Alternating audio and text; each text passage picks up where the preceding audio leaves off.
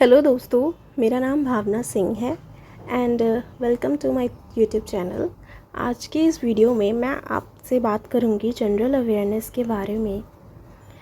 And मैं आपको बता दूं, रिसेंटली मैंने काफ़ी सारे एग्ज़ाम क्रैक करे हैं एंड उनमें से कुछ मेजर एग्ज़ाम्स हैं जैसे कि SBI PO, IBPS PO। सिर्फ यही दोनों एग्ज़ाम क्रैक मैंने नहीं किए, इसके अलावा भी और एग्ज़ाम्स क्रैक किए हैं, तो उनके बारे में आप मेरे चैनल पे विज़िट करके जानकारी ले सकते हैं। आज की इस वीडियो में मैं आपको डिटेल में बताऊंगी कि आपको जनरल अवेयरनेस वाले सेक्शन को किस तरीके से हैंडल करना है। आपको ये तो पता ही होगा कि जनरल अवेयरनेस का जो सेक्शन है वो 3 पार्ट्स में डिवाइड रहता है, जिसमें सब पूछा जाता है स्टैटिक अवेयरनेस। दूसरे पे हम रखेंगे करंट अफेयर एंड थर्ड पे है फाइनेंशियल अवेयरनेस। इन तीनों को ध्यान में रखते हुए आपको पूरी जनरल अवेयरनेस की प्रिपरेशन को करना पड़ेगा। अगर आप एक बिगिनर हैं, आपने जस्ट सोचा ही है कि मुझे बैंकिंग के एग्ज़ाम्स क्रैक करने हैं, तो मैं आपको सजेस्ट करूँगी, क्योंकि आपके पास थोड़ा सा टाइम है फ़िलहाल, अभी कोई मेजर एग्ज़ाम के नोटिफिकेशन नहीं आए हैं, तो शुरुआती दिनों में आपको अपना फाइनेंशियल अवेयरनेस वाला जो पार्ट है वो पहले से ही कंप्लीट करके रख लेना पड़ेगा, क्योंकि ये एक ऐसा सेक्शन है जो बैंकिंग के हर एक एग्ज़ाम में पूछा जाता है और इसको रिवाइज़ करना भी बहुत बहुत ज़रूरी होता है। आप सिर्फ एक बार पढ़ के एग्ज़ाम में जाओगे तो आप भूल जाओगे, आपको इसको एक बार तो पढ़ना पड़ेगा, उसी वक्त कुछ नोट्स बनाने पड़ेंगे और टाइम टू टाइम जब भी आपका कोई एग्ज़ाम आएगा आप उसको हर बार रिवाइज़ करते हुए जाएंगे, तो आपको इस फाइनेंशियल अवेयरनेस वाले पार्ट में बिल्कुल भी दिक्कत नहीं आएगी अगर आप इसको शुरू से ही प्रिपेयर करते चलोगे। बात आती है स्टैटिक अवेयरनेस और करंट अफेयर्स, क्योंकि जो फाइनेंशियल अवेयरनेस वाला सेक्शन है इसका जितना भी सिलेबस है वो लिमिटेड है, लेकिन स्टैटिक अवेयरनेस और जो करंट अफेयर है उसका जितना भी सिलेबस है वो अनलिमिटेड है।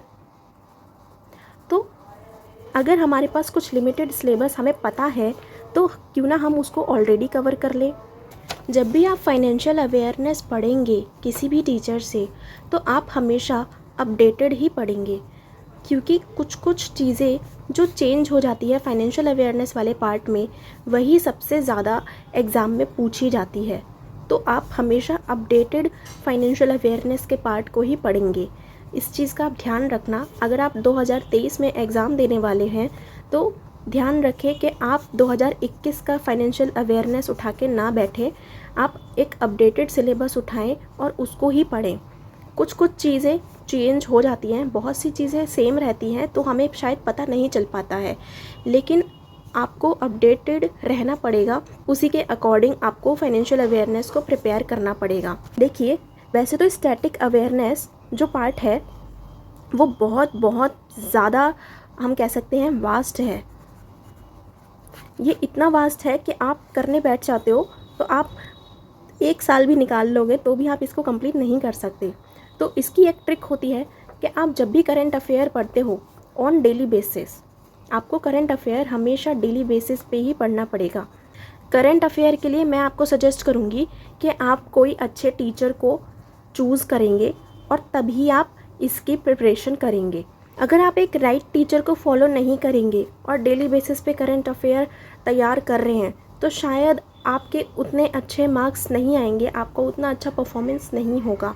तो आप कम से कम अपना एक दिन इसमें इन्वेस्ट ज़रूर करें कि आप एक अच्छे टीचर को फाइंड आउट करें अपने यूट्यूब के थ्रू ही। शुरुआती दिनों में जब आप बैंकिंग की प्रिपरेशन करते हो, मैं सजेस्ट करूँगी आप कोई बैच के पीछे मत जाओ। आपकी सबसे ज़्यादा अच्छी तैयारी जनरल अवेयरनेस के लिए मुझे लगता है यूट्यूब ही सबसे ज़्यादा बेस्ट है। यूट्यूब पे आप कोई अच्छा सा टीचर ढूंढो एंड उन टीचर के डेली जो करंट अफेयर वाले सेशन होते हैं आप उनको फॉलो करना शुरू कर दो। मैं जो फॉलो करती थी वो अड्डा 247 के आशीष सर को फॉलो करती थी। ऐसा नहीं है मैंने डायरेक्टली आशीष सर को चूज़ करा फॉलो करने के लिए, मैंने कुछ एनालिसिस करे यूट्यूब पे और उसके बाद मुझे अपने लिए आशीष सर ठीक लगे। मैं आपको सजेस्ट करूँगी आप खुद से YT पे जाएं और तब आप अपने लिए कोई टीचर ढंग से चूज़ करें। क्या पता मेरी रिक्वायरमेंट आशीष सर पूरी कर रहे हैं एंड आपकी रिक्वायरमेंट कोई और सर पूरी कर सकते हैं, या फिर कोई और टीचर, सॉरी मुझे ज़्यादा टीचर्स के नाम नहीं पता करंट अफेयर के लिए, आप टीचर पे खुद से एनालिसिस करके देख सकते हैं। लेकिन मैं सजेस्ट करूँगी आप एक दिन से ज़्यादा बिल्कुल भी ज़्यादा वेस्ट मत करना, क्योंकि बैंकिंग की प्रिपरेशन में आपके लिए हर एक दिन बहुत बहुत ज़्यादा इम्पॉर्टेंट है। जब आप डेली बेसिस पे करंट अफेयर तैयार करेंगे उसी में ही जो भी, जैसे कि आपने वर्ल्ड बैंक से रिलेटेड कोई न्यूज़ पढ़ी तो आपको वर्ल्ड बैंक से रिलेटेड सारे स्टैटिक अवेयरनेस वाला पार्ट आपको उसी वक्त कंप्लीट कर लेना है, क्योंकि एग्ज़ाम में क्या होता है जो करंट अफेयर से रिलेटेड स्टैटिक होता है वही आता है, कोई अचानक से कोई अलग से चीज़ नहीं उठा के दे दी जाती है। अब मैं आपको कुछ यहाँ पे टॉपिक लिख देती हूँ करंट स्टैटिक अवेयरनेस में, करंट अफेयर्स में और फाइनेंशियल अवेयरनेस में, जो आपको कंप्लीट करने पड़ेंगे। स्टैटिक अवेयरनेस में आप सबसे पहले आप जिस भी आपको अपनी कंट्री के बारे में तो पढ़ना ही पड़ेगा। अगर आपको अपनी कंट्री के बारे में नहीं पता, कौन PM है, कौन PM है, कौन प्रेसिडेंट है, इतना छोटी छोटी चीज़ें तो आपको पता ही होनी चाहिए। मतलब कि ऐसा नहीं है ये चीज़ें एग्ज़ाम में आती हैं, लेकिन अगर आपको ये चीज़ नहीं पता तो आपकी बहुत बेइज्जती हो जाएगी फ्यूचर में। तो आप इन चीज़ों को हमेशा शुरू से ही पढ़ते चलें। मैं सिर्फ ये नहीं कह रही कि आप इनके नाम पढ़ते चलो, आप इनसे रिलेटेड और भी चीज़ें पढ़ो कि फ्यूचर में पास्ट में कौन से प्राइम मिनिस्टर और प्रेसिडेंट रहे हैं और किसने क्या क्या मेजर काम करे हैं। उसके बाद हम मूव करेंगे स्टेट के ऊपर। आपको स्टेट के जो CM होते हैं और जो गवर्नर होते हैं उनके नाम याद करने पड़ेंगे। सभी national park, wild life sanctuary, जितने भी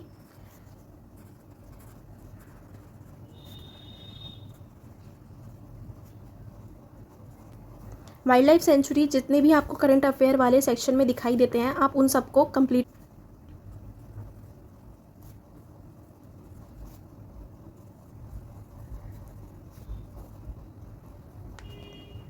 आपको ये भी पता होना चाहिए कि Indian cities located on river वाला पार्ट भी आपको एक बार ज़रूर पढ़ना पड़ेगा। हमारे इंडिया में कितने फोक डांस हैं, हमारी कंट्री की और दूसरी कंट्रियों के साथ कौन कौन सी एक्सरसाइज होती हैं, जब भी कोई अवार्ड डिस्ट्रीब्यूशन होते हैं तो आपको उनको भी प्रिपेयर करना पड़ेगा। जितने भी फेस्टिवल्स हैं जो इंडिया के अलग अलग स्टेट्स में मनाए जाते हैं, जो कुछ मेजर फेस्टिवल्स हैं, आपको उनको प्रिपेयर करना पड़ेगा। और जितने भी बड़ी बड़ी ऑर्गेनाइजेशंस हैं जैसे कि IMF, वर्ल्ड बैंक, ADB, आपको इनको तो करना ही पड़ेगा। NDB, ब्रिक्स को भी पढ़ लेना, बिम्स्टेक, सार्क, और भी जब आप पढ़ने बैठेंगे तो आपको और भी मिलेंगे। ये मैंने कुछ मेजर लिख दिए हैं तो आप इनको तो बिल्कुल भी मत छोड़ना। इनके बारे में आपको सब कुछ पता होना चाहिए, कौन कितनी कंट्रीज़ इनके अंदर आती हैं और कब ये फॉर्म हुए थे। वर्ल्ड हेरिटेज साइट,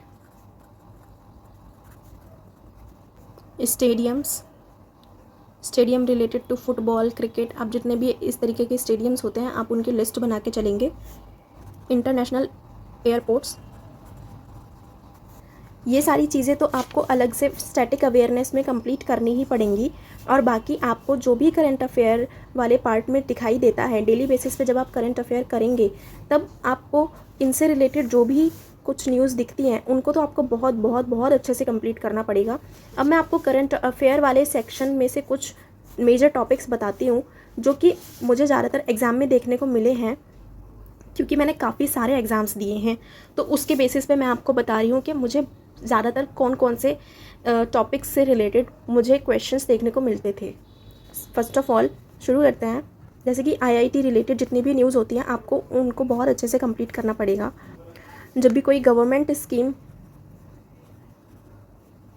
लॉन्च होती है आपको उसको तो बहुत बहुत अच्छे से करना पड़ेगा, मतलब उसकी आपको हर एक एक चीज़ पता होनी चाहिए। वो कब लॉन्च हुई थी, उसमें क्या क्या चीज़ें हैं, क्या क्या उसमें ऑफ़र किया जाता है, कौन कौन बेनिफिशियरी हैं, आपको उनके बारे में बहुत बहुत अच्छे से पता होना चाहिए। क्योंकि जब भी गवर्नमेंट स्कीम से रिलेटेड क्वेश्चन देखने को मिलते हैं वो कुछ वन लाइनर वाले नहीं होते हैं, वो स्टेटमेंट बेस्ड क्वेश्चन होते हैं। मतलब कि एक क्वेश्चन होगा, उसके बेसिस पे फिर आपको 3 स्टेटमेंट दी जाएंगी और फिर आपको ऑप्शन में दिया जाएगा कि क्या तीनों स्टेटमेंट सही हैं या 2 स्टेटमेंट सही हैं या 1 स्टेटमेंट सही है या कोई भी स्टेटमेंट सही नहीं है। इस तरीके के आपके पास क्वेश्चन होंगे।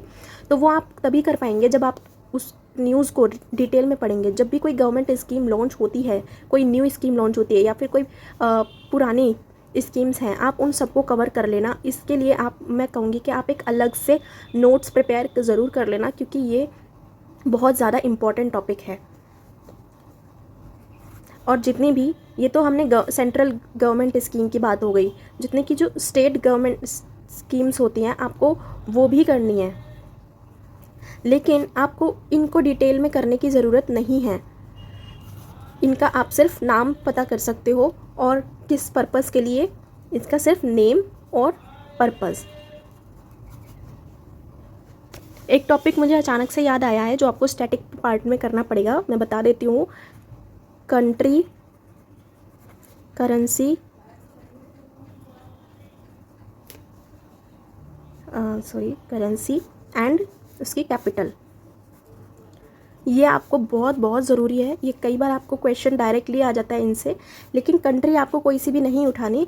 अगेन जो भी करंट अफेयर वाले पार्ट में आपको कंट्रियाँ शो होंगी, जिन भी कंट्री से रिलेटेड कोई न्यूज़ आएंगी आपको उन कंट्री को लिखना है और उसकी करेंसी और कैपिटल के बारे में आपको पता होना चाहिए। जितनी भी आरबीआई रिलेटेड न्यूज़ होती हैं आपको उनको बिल्कुल नहीं छोड़ना है। और जितनी भी जो बैंक्स रिलेटेड न्यूज़ होती हैं, जब जैसे कि कोई बैंक कुछ नया लॉन्च करता है, कोई मर्जर होता है, न्यू प्रोडक्ट लॉन्च करते हैं, तो आपको उनसे रिलेटेड न्यूज़ को बिल्कुल भी नहीं छोड़ना है, वो ज़रूर आते हैं। जैसे कोई बैंक गारंटी इशू करते हैं, अभी मैंने हाल ही में देखा था अपने कोई एक एग्ज़ाम में जिसमें एचडीएफसी बैंक ने ई बैंक गारंटी लॉन्च करी थी, तो उससे रिलेटेड भी एक क्वेश्चन आ गया था। तो आपको जितनी भी बैंक रिलेटेड न्यूज़ हैं उनको बहुत अच्छे से रट लेना है एग्ज़ाम के टाइम पे, और आरबीआई रिलेटेड न्यूज़ तो बिल्कुल छोड़नी ही नहीं है। ये तो बहुत बहुत इम्पॉर्टेंट है। ये तो अगर कोई भी करंट में चल रही है तो यूँ मान लो कि वो ज़रूर आएगी एग्ज़ाम में। फिर हम बात करते हैं जैसे कि कोई इंटरनेशनल समिट होते हैं जिसमें हमारे देश के प्रधानमंत्री या फिर कोई फाइनेंस मिनिस्टर या डिफेंस मिनिस्टर उनमें जाते हैं, तो आपको वो सारे ज़रूर अच्छे से पढ़ने पड़ेंगे। उनसे रिलेटेड भी आपको क्वेश्चन देखने को मिल सकते हैं। जितनी भी स्पोर्ट्स रिलेटेड न्यूज़ करंट में चल रही हैं आपको उनको बिल्कुल नहीं छोड़ना है। जितने भी डिफेंस रिलेटेड न्यूज़ होती हैं, जितने भी सर्वे होते हैं एंड इंडेक्स आते हैं आपको उनको भी अच्छे से पढ़ना है। जैसे कि सस्टेनेबल डेवलपमेंट से रिलेटेड जितनी भी न्यूज़ होती है आपको उनको पढ़ना पड़ेगा। आपको पता होना चाहिए 17 सस्टेनेबल डेवलपमेंट गोल्स सेट किए गए हैं, तो उनसे रिलेटेड कभी भी कोई न्यूज़ आती है तो उसको भी हमेशा तैयार कर लेना। ओके, सो इसकी तो लिस्ट कभी ख़त्म नहीं होएगी। आप कोशिश करना कि आप जो डेली बेसिस पे पढ़ते हो आप उनको अच्छे से रिवीजन भी करते रहो। एंड अब हम बात करते हैं कि फाइनेंशियल अवेयरनेस वाले टॉपिक में आपको कौन कौन से टॉपिक करने पड़ेंगे। सबसे पहले बैंकिंग की हिस्ट्री आपको बहुत अच्छे से पता होनी चाहिए। हिस्ट्री, कब बैंक इस्टेब्लिश हुए थे, कौन सा फर्स्ट बैंक है, कौन सा बड़ा मेजर बैंक है, इस सब के बारे में आप जब पढ़ेंगे तो आप अच्छे से उनके बारे में पढ़ लीजिएगा। उसके बाद कितने तरीके के बैंक्स हैं, कई बार स्टूडेंट्स को पता ही नहीं होता कितने तरीके के बैंक्स हैं। वो कहते हैं public sector bank, private sector bank, लेकिन ऐसा बिल्कुल नहीं है। बहुत तरीके के बैंक होते हैं। आप इनके बारे में अच्छे से स्टडी करिएगा एंड इसके ऊपर मैं बहुत अच्छे से डिटेल में टॉपिक लेकर वीडियो लेकर आऊँगी, तो आप एक बार उसको देख सकते हो। नेक्स्ट क्या है, आरबीआई। आरबीआई के बारे में आप पढ़ेंगे, कब स्टैब्लिश्ड हुआ था एंड इसके फंक्शन आपसे एग्ज़ाम में भी पूछे जाते हैं और आपसे इंटरव्यू में तो पूछे ही जाते हैं। मॉनेटरी पॉलिसी के बारे में,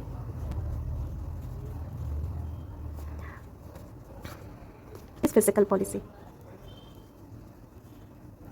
उसके बाद नेशनलाइजेशन का टॉपिक भी एक बार अच्छे से पढ़ लेना। फिर आता है जब आप टाइप्स ऑफ बैंक्स पढ़ेंगे उसमें जब आप पेमेंट बैंक, और स्मॉल फाइनेंस बैंक को पढ़े होगे उसके बारे में आप डिटेल स्टडी ज़रूर कर लेना। फिर आपको पता होना चाहिए बैंक्स क्या होते हैं और एनबीएफसी, इनके बारे में आप एक बार डिफरेंस ज़रूर कर लेना। नेगोशिएबल इंस्ट्रूमेंट, एटीएम्स, कितने टाइप्स के एटीएम्स होते हैं इंडिया में, प्रायोरिटी, सेक्टर लेंडिंग, ये बहुत बहुत इम्पॉर्टेंट टॉपिक है, आप इसको बिल्कुल नहीं छोड़ सकते। ये टॉपिक हमारा एग्ज़ाम में भी देखने को मिलता है और इंटरव्यू में भी बहुत अच्छे से इसके बारे में क्वेश्चन करे जाते हैं, तो इसको बिल्कुल मत छोड़ना। जितनी भी जब आप आरबीआई का टॉपिक पढ़ेंगे तो फंक्शन के साथ साथ इसकी जितनी भी सब्सिडरीज़ हैं उसको भी पढ़ लेना। और प्लीज़ मैं आपको कहूँगी कि आप इससे अपडेटेड वाला पढ़ेंगे। इसमें 5 सब्सिडरीज़ हैं, एक सब्सिडरी इसकी ऐड हुई है, तो आप अपडेटेड वाला ही पढ़ना। ऐसा ना हो आप 4 सब्सिडरीज़ पढ़ लो और फिर 5th वाली एग्ज़ाम में आ जाए जो अभी नई बनी है, तो आप उसके बारे में अपडेटेड रहना। फाइनेंशियल इंक्लूजन कमिटीज़, किस कमेटी के रिकमेंडेशन पे पेमेंट बैंक्स बने थे, स्मॉल फाइनेंस बैंक्स बने थे, आरबीआई इस्टेब्लिश हुआ था, तो इन सब चीज़ों को आप अच्छे से पढ़ लेना। इस टॉपिक को भी मैं एक बार अपने नोट्स के थ्रू कंप्लीट करा दूंगी। एक्चुअली मैं ये जो फाइनेंशियल अवेयरनेस वाला टॉपिक है ये पूरा ही अपने नोट्स के थ्रू आपको एक बार अपने चैनल पे कंप्लीट करा दूंगी, क्योंकि मुझे इसे पढ़ना बहुत अच्छा लगता है। क्योंकि मैंने एमबीए करी है, फाइनेंस से करी है, तो ये सारे जो टॉपिक्स हैं ये मेरे ही जोन के हैं। मुझे इनके बारे में पढ़ना बहुत अच्छा लगता है। तो वैसे तो मैं काफ़ी बार इन्हें पढ़ चुकी हूँ अपने प्रिपरेशन के दौरान, लेकिन क्योंकि मुझे पढ़ना अच्छा लगता है and I want to help you guys as well, तो मैं इनको एक बार अपने चैनल पे कंप्लीट ज़रूर कराऊंगी। तो आप चैनल को सब्सक्राइब कर लेना ताकि जैसे ही वो वीडियो है आपके पास नोटिफिकेशन आ जाएगा। एनपीए का टॉपिक है वो भी कंप्लीट करना। बेसिल नॉर्म्स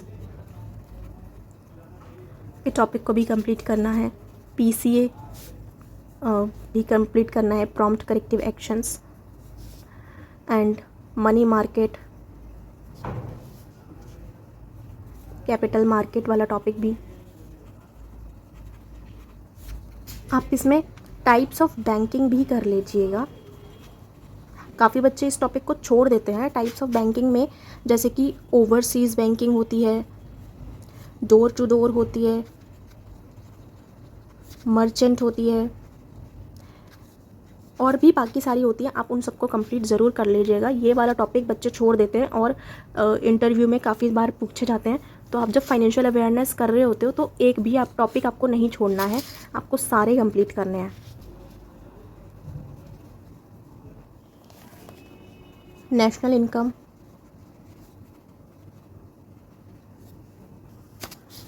एंड सबसे ज़्यादा इम्पोर्टेंट इन्फ्लेशन। आप इसको बिल्कुल नहीं छोड़ सकते। ये आपको एग्ज़ाम में भी देखने को मिलेगा और इंटरव्यू में भी देखने को मिलेगा। ये मैंने पूरी लिस्ट आपको दे दी है। आई होप आपको समझ में आ रही हो। आप इसकी एक बार अपने नोट्स में लिस्ट बना लीजिएगा और फिर एक एक करके सारे टॉपिक को कंप्लीट कर सकते हो। और जब एक बार ये हो जाए उसको बाद बस सिर्फ उसको रिवाइज़ करना। ये पूरा जनरल अवेयरनेस से रिलेटेड आपको इतना कुछ करना पड़ेगा। ये इसीलिए ही ये जो टॉपिक है जनरल अवेयरनेस का ये बहुत वास्ट होता है। अब मैंने ये लिख तो बहुत कुछ दिया है, लेकिन आपको क्या करना है, आपको जब आप शुरुआती दौर में आपकी प्रिपरेशन आप शुरू ही कर रहे हैं तब आप फाइनेंशियल अवेयरनेस वाले टॉपिक को अच्छे से कंप्लीट कर लीजिएगा। अब मान लो आपका जो एग्ज़ाम है वो अगस्त के महीने में आता है, तो आपको क्या करना है, अगर अगस्त के 15 तारीख को आपका एग्ज़ाम है फॉर एग्ज़ाम्पल, तो आपको उससे पहले के कम से कम जो 4 मंथ के करंट अफेयर है ना वो बहुत अच्छे से करना है। तो एग्ज़ाम के टाइम पे आप ये कोशिश मत करना कि आप 6 महीने का करंट अफेयर पूरा तैयार करके जा रहे हो। अगर आप करते हो तो बहुत अच्छी बात है, लेकिन अगर आपके पास टाइम नहीं है और अगर आप करने में आपको पता है आपकी इतनी कैपेबिलिटी नहीं है कि आप 6 महीने का करंट अफेयर तैयार कर सकते हो, तो आप मत करो। लेकिन कम से कम 3 महीने का तो बहुत अच्छे से करना है और हो सके तो चौथा मंथ भी उसमें इंक्लूड कर लीजिएगा और 4 मंथ उससे पहले के। और अगर आपका 15 तारीख को एग्ज़ाम है तो 15 दिन तक का जो करंट अफेयर है उसको बहुत ज़्यादा अच्छे से करना है।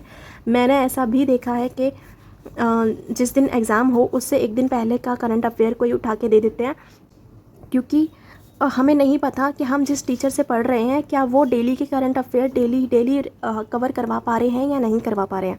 कोई भी टीचर कोई करंट अफेयर छोड़ते नहीं हैं।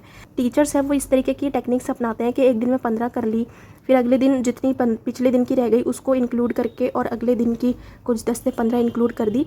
इस तरीके से वो करवाते हैं। सारे ही टीचर्स के साथ मैंने ऐसा देखा है। तो आप इन सारी चीज़ों को एनालाइज करने के बाद आप एक अच्छे से डिसीजन लो कि आपको कितने मंथ का करंट अफेयर करना है। मैं आपको सजेस्ट करूँगी 4 मंथ्स का करंट अफेयर करना है, और जिस भी मंथ में आपका एग्ज़ाम है उस मंथ से पहले आपको सारे दिन का करंट अफेयर तैयार करना ही पड़ेगा। सो गाइज़ बस इतना ही है। जनरल अवेयरनेस में आपको इतना ही सब कुछ करना पड़ेगा, और आपको देखने में थोड़ा लग रहा होगा कि कितना कुछ पढ़ना है, लेकिन जब आप पढ़ने बैठोगे तब आपको बहुत इंटरेस्टिंग लगेगा। आपको पता चलेगा कि मेरे देश में क्या चल रहा है, कौन सी नई नई टेक्नोलॉजीज़ आ रही हैं। आपको जब इन सब चीज़ों के बारे में आप अवेयर रहोगे, अपडेटेड रहोगे, आप अपने फ्रेंड्स से ज़्यादा अच्छे से आपको पता होगा, तब आपको बहुत अच्छा लगेगा कि मैं कितना ज़्यादा अवेयर हूँ अपनी कंट्री के बारे में। तो आप कभी भी करंट अवेयरनेस वाले सेक्शन को एज अ बर्डन ट्रीट बिल्कुल मत करना। इसको आप इंजॉय करते हुए पढ़ो। जैसा कि मैंने बोला कि क्योंकि कॉमर्स जो मेरा एक कोर सब्जेक्ट है, तो मुझे फाइनेंशियल अवेयरनेस बहुत अच्छा लगता था। अब फाइनेंशियल अवेयरनेस से रिलेटेड जितनी भी कुछ न्यूज़ होती थी करंट अफेयर में, मुझे वो भी पढ़नी बहुत अच्छी लगती थी। लेकिन हो सकता है आप साइंस बैकग्राउंड के स्टूडेंट हो, तो साइंस बैकग्राउंड वाले जो स्टूडेंट्स होते हैं उनको तो जो भी नई टेक्नोलॉजी से रिलेटेड न्यूज़ होती है आपको वो पसंद आ सकती है, ठीक है। और जितने भी आईआईटी रिलेटेड न्यूज़ होती हैं वो कुछ ना कुछ नया इंट्रोड्यूस करते रहते हैं, आपको वो भी पसंद आ सकता है। आपको डिफेंस रिलेटेड न्यूज़ और जो सर्वे होते हैं, इंडेक्सेस रिलीज़ होती हैं, आपको उनमें इंटरेस्ट आ सकता है। तो आप ये देखो कि आपके इंटरेस्ट की कौन सी चीज़ है और आप उसको बहुत अच्छे से करो। और करना तो सब कुछ ही है। अगर आपने चूज़ करा है कि आपको इन जैसे मेजर एग्जाम्स को क्रैक करने हैं तो मेहनत तो करनी ही पड़ेगी। एक दिन में ये सब नहीं करना, आपके पास काफ़ी सारा टाइम है, आप अच्छे से टाइम लेके इन सबको कंप्लीट कर सकते हो। सो गाइज़, अगर आपको ये वीडियो हेल्पफुल लगी तो आप प्लीज़ मेरे चैनल को सब्सक्राइब करो एंड इस वीडियो को अपने फ्रेंड्स के साथ शेयर करो, ताकि वो एक ऑथेंटिक मटेरियल जान पाएँ कि आपको जनरल अवेयरनेस वाले पार्ट में क्या क्या पढ़ना है। वीडियो को लाइक भी करना। अगर आपका कोई भी सजेशन है और आपकी कोई डाउट्स है, कोई क्वेरी है, तो आप वो मुझसे पूछ सकते हो कमेंट सेक्शन में। मैं आपका रिप्लाई ज़रूर करूँगी। Okay, bye bye.